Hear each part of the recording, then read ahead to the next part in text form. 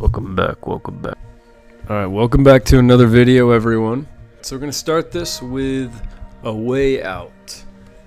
So this list is not in any particular order. This might be, it's top 3 out of the 5 for sure. This was a crazy game. I played it with my cousin and we had a lot of fun. So here's why I think A Way Out deserves a spot on this list. I don't remember anyone talking about this at the time it came out. Maybe I just missed the boat, but I ended up playing this with my cousin a few years ago, a few years after it released. It was a wild ride. If you never played it, it's not super unique in terms of gameplay. It's not the most boring game either, but it's not the most unique in terms of gameplay, characters, or design. The storytelling itself is unique enough though, and that's where the moment that I'm going to be talking about comes from. As with most games, in terms of emotional moments, this comes at the ending, so a spoiler warning here. In the game, you're playing as 2 characters. You and a friend can go co-op with these 2 characters. You'll each play as one of them. If you've played It Takes Two, the really popular game that came out a few years ago by Hazelight Studios, it's by those same developers, which like I said are called Hazelight Studios. And A Way Out came out before It Takes Two actually. So it sort of set the tone for It Takes Two by establishing that each player will play as a different character as they move through the story. And you can each kind of have your own scenarios you're going through, and then you'll have parts where the gameplay comes together and you have to work together. And it's just a fun sort of co-op hybrid single player because you have your own moments as the co-op player, sequence. It reminds me of what the Gears of War games did. I always loved playing co-op on those games because you could kind of split up and do your own thing. You didn't have a choice, but sometimes you were split up, and then you'd just kind of find your way back to each other, but in the meantime you'd have to have your own gunfights or solve your own puzzles without your friend's help. At the end of the game, however, you as the player, both of you are faced with possibly the most intense co-op experience I've ever played. Besides possibly a Gears of War sequence that I'm not thinking of in terms of the co-op gameplay. I remember Army of Two had a crazy ending as well, but it was not this intense and it wasn't full of gameplay like this. At the end of the game, you and your teammate, your fellow player learn something about the other that is the ultimate betrayal essentially, and it'll shake you to your core no matter who you're playing as. Even if you see it coming, the implications of what you've just learned and how that's going to affect everything in a moment or down the road will still hit hard. And so you have a full-on gunfight. You're shooting at each other, chasing each other down, and then it ends in a wild sequence where you have to mash a button to beat the other player. You need to mash it faster than them to get to a pistol on the ground. Depending on who won the button mash, you're then faced with an intense cutscene showing what the winner who survived, did to the other. It's a heart-wrenching sequence, but so powerful and really good too. You've been through so much, escaped jail, escaped the cops, found and met each other's families. It's crazy. All to just discover one of you was not who they seemed. Won't get into much more than that, but it is great writing, and I will say one particular ending hits harder than the other in my opinion. One other thing about A Way Out that's so good and it really left us stunned afterwards was thinking about, wow, the title of this game. I don't know if they intended this, but A Way Out. We thought it was just referring to getting out of jail, but maybe it was referring to the fact that only one of us will make it out of here. Sure, there's a way out, but at what cost? And we didn't know only one of us was going to achieve that goal. Just amazing. So well done. Alright, next up we've got Persona 4 Golden. Heck of a game. Heck of an experience. I'm still playing through Metaphor Refantasio, so Persona 4 has been on my mind a little more than it might have. And the ending to this game just really got me after everything I'd been through with these characters. How it ended was good, but sad. I was scared, so I... Persona 4 Golden was my first Persona game, and man, that was a crazy ride. I was skeptical of the game and had very little attachment to it for quite a bit. I'd played for hours and hours, and I had enough of an interest. I love a good JRPG, so that was keeping me interested. But there was something about it. I just couldn't quite buy into the story. I wasn't ready for the slow pace. I'd heard about Persona games and how they're paced, but I wasn't quite ready for that particular pacing and the amount of text I'd have to read. And I love a good, slow read game where you read a lot of text and stuff like that, but I just wasn't quite ready for how much I was going to be reading. Quick. To be clear, the game has a very interesting, cool story. It's a murder mystery style detective story. You're a teenager going to a high school under your uncle's watch in a small village town. He's a detective, We'll come immediately and there's a serial killer on the loose. You, as the main character, end up investigating the murders yourself and putting you and your friends in all kinds of danger as the serial killer infects the minds of the victims, and you have to sort of explore their minds. As you're exploring their mind, you're sort of seeing their alter ego. It makes you question their character. It is a great way to develop characters. It's sort of the dungeon system in the game. It's crazy. It has great writing, and the dungeons are some of my favorite parts. It's wild, it's awesome. Again, in this game, the moment I'm talking about is the ending. So spoiler warning here again.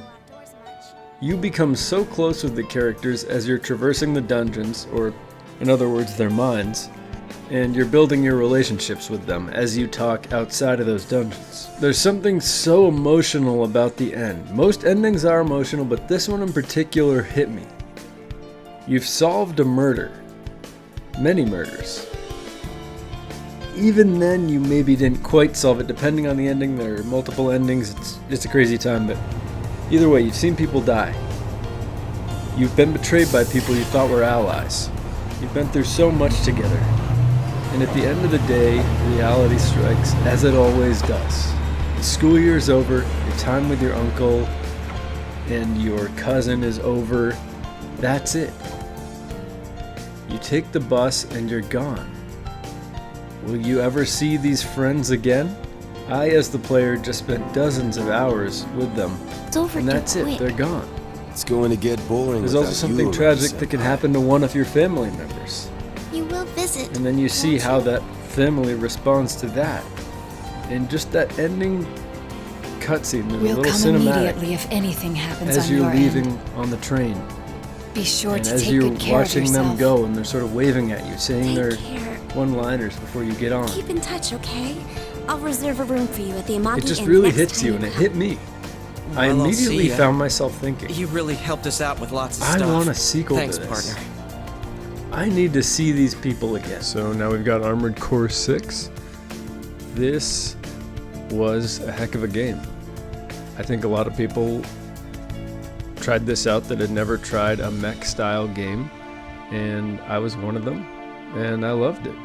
So what I really wasn't expecting to get out of that was the emotional sense, the emotional side to it, that the ending specifically, and even mission to mission, had me feeling about what I was doing and the moral implications of that. This one didn't have me bawling or anything, rather it left me awestruck. Once again, a spoiler warning, we've got an ending incoming. So, throughout the entire game, you're making questionable moral choices. As someone, or if anyone has played this game, they know how tough and disturbing some of the things you're doing can be. But it's not your place to question this in the game. You're just a bounty hunter. You have a handler, you follow orders, you kill things, you get things. Don't question your orders. That's what they say, but you do. We do, as the players. And even the character in-game sort of starts to question things. 621. That's your name. You're just a number, and it's just a name you were given from your handler, who eventually betrays you anyway. Common theme here, I love a good betrayal. Really gets me going. The ending of this game is insane, no matter which ending you get. They're all crazy, but there's a particularly sad one to me. Specifically, I'm going to be talking about the Fires of Raven ending. It's one in which you commit a genocidal act, essentially, kill a Cortana-like figure who's representing an entire race, and kill someone I considered a good man and a good friend in the game, while siding with slime balls. It's rough. You have to hear the screams. You know that you're committing a terrible act as you're doing it, and the game makes sure you know that too. But it fits right in with Armored Core 6. It's such an awesome game. It's a brutal game. You're living in a tough world. It's a very realistic, gritty world. They nailed the ending, and I'm really glad it made me feel something, because for a game where you're essentially playing as an emotionless sort of bounty hunter, it's cool to be able to develop that level of care and maybe even see that in what you think and what they think was an emotionless, basically non-sentient main character, protagonist in this case.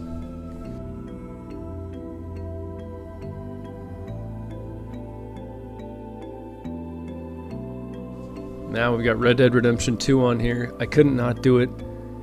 I just love Arthur, such a great character, and man, that game got me. So Red Dead Redemption 1 is crazy emotional too, but this game hits different.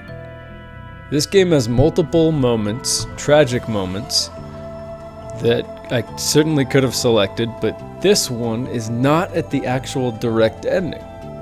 Spoilers still though, it is late in the game, and it can affect a lot of what you know about the game if you hear what I'm about to say. The fight against Micah, Arthur and Micah, is insanely emotional, but it's the direct moment after the fight that really got me. It is such an epic, 10-minute fight. You were just battling Micah to the death, and for you to eventually win, and then to just see Arthur's face as he realizes he's won, and the life fading from his eyes, it's so tragic. You've been through so much with this man. You've been him. And to see it end that way it's really sad, but it's powerful too. It really got me. It's one of my favorite games, and Arthur's one of my favorite characters, and I think it was the perfect ending. He had to die because of what he'd done in his life, and it was the perfect way for him to go out. An anti-hero, but still being a hero, killing the worst of the worst. Even if he's among that group, he still shined above the rest. He was always a little different, and in killing Micah, he showed that right until the end. Lastly, we've got Tears of the Kingdom. So I wouldn't, and maybe you wouldn't even think to put a Zelda game on an emotional moments list, but they did something right with this one. Alright, listen, so I love Zelda. Had to put it on here. I love the series. It's just gonna make it on the list because I love it so much. We all know they're not the best written series, and the characters certainly aren't the most developed, but Tears of the Kingdom, while not a great story still, I'll admit it for sure, and even a dysfunctional one in the way that the story's told using the teardrops and how you can totally learn the story outside of any specific timeline. It's just kind of messy. But it has one moment that really hit me. I'm always curious to see how the Link-Zelda relationship translates into the new game, and to see how much they might try to develop Zelda or Link as characters rather than just a few lines, or for Link just total silence.